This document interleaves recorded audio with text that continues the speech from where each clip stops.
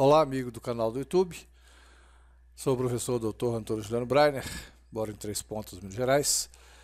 Sou sócio proprietário do Laboratório Breiner em Três Pontas e professor do curso de Medicina da Unifenas, em Alfenas, Minas Gerais.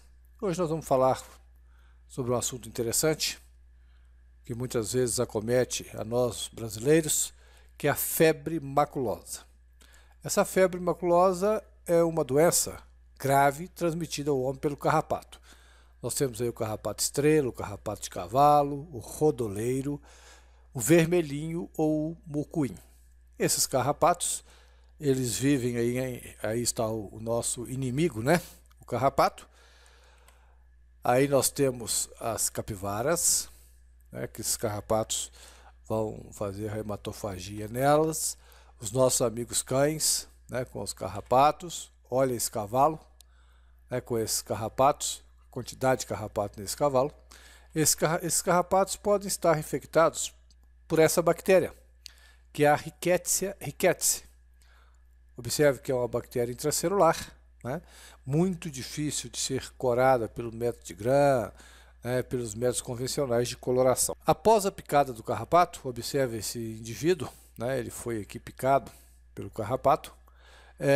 Após o período de incubação é de 2 a 14 dias, com uma média aí de uma semana, para começar os sintomas.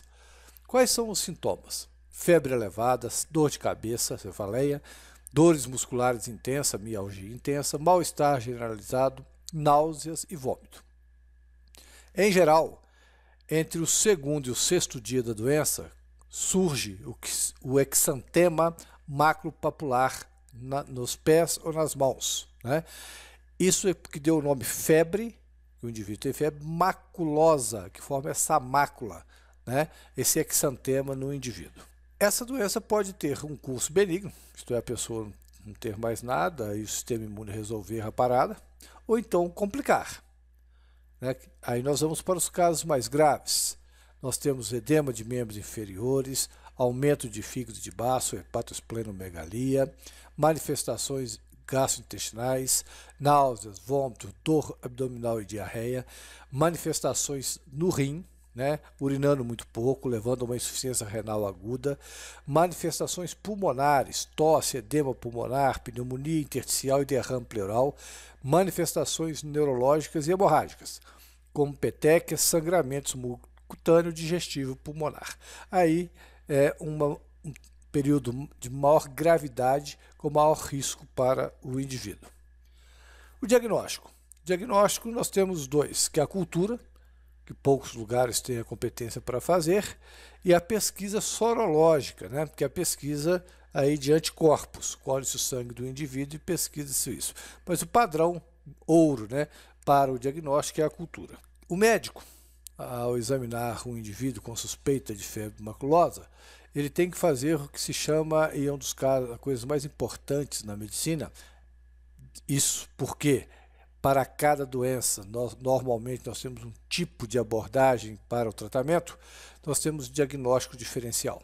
Isto é, você tem que separar a febre maculosa de outras doenças. Por exemplo, leptospirose, que é uma doença infecciosa bacteriana, sarampo, febre tifoide, dengue, febre amarela, meningococcemia. Devido a essas máculas, pode ser confundindo a meningococcemia com a febre maculosa, que é causada pela Rickettsia. A meningococcemia é causada pela Neisseria meningitidis, outro tipo de bactéria. Viroses exantemáticas, lúpus, febre purpúrica brasileira, doença de Lyme, sepsis, entre outros. Então tem que se fazer o diagnóstico diferencial para que possa o médico fazer um tratamento correto, salvando a vida desse indivíduo. O tratamento é com antibióticos. Primeiro tem todo um cuidado, né, do paciente estar internado, estar sendo hidratado, né, tem em condições de cuidados excelentes pela equipe de enfermagem.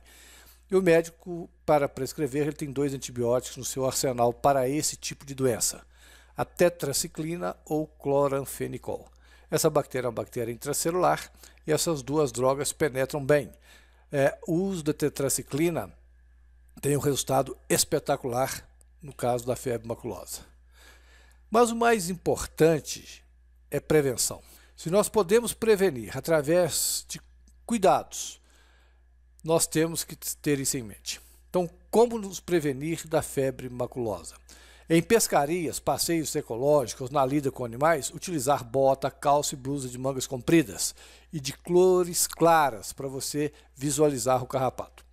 Mantenha, isso aí para os fazendeiros, né? Mantenha sempre os pastos limpos e roçados para diminuir a população de carrapatos. Interessante é essa, crie bois separados dos cavalos. Consulte sempre o veterinário para manter os animais livres de carrapatos. Lembre-se ainda, evite caminhar, sentar-se ou deitar-se em áreas onde existam carrapatos. Caso você tenha frequentado locais com carrapato, examine o seu corpo a cada 3 horas à procura de carrapatos. A doença é transmitida porque o carrapato fica mais de 6 horas fazendo o ato de hematofagia, chupando literalmente seu sangue, né? Também em crianças que vai para o mato, vai passear em fazendas, etc., tomar cuidado, verificar após o banho, olhar direitinho o corpo dessas crianças. Caso encontre algum carrapato, atenção, não esprema com as unhas e não encoste objetos quentes como cigarro ou fósforos, porque isso você vai explodir o carrapato e vai fazer com que ele inocule a bactéria.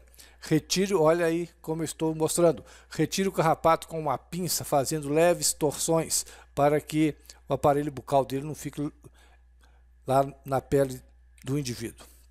Fique atento. Se você esteve em local com a presença de carrapatos e alguns dias depois sentir febre, dor de cabeça e no corpo, mal-estar, procure imediatamente a unidade básica de saúde mais próxima e fale que teve contato com o carrapato. Porque se você dá uma informação correta para o médico, ele pode fazer as conjecturas, fazer as hipóteses diagnósticas e fazer o tratamento. Obrigado. Foi um assunto rápido, interessante e que todos nós devemos ter cuidado para que não soframos aí as consequências da febre maculosa. Se quiser escrever, mande um e-mail para mim, profbrainer@hotmail.com. Visite o nosso blog, www.professorbrainer.blogspot.com. Muito obrigado, até a próxima.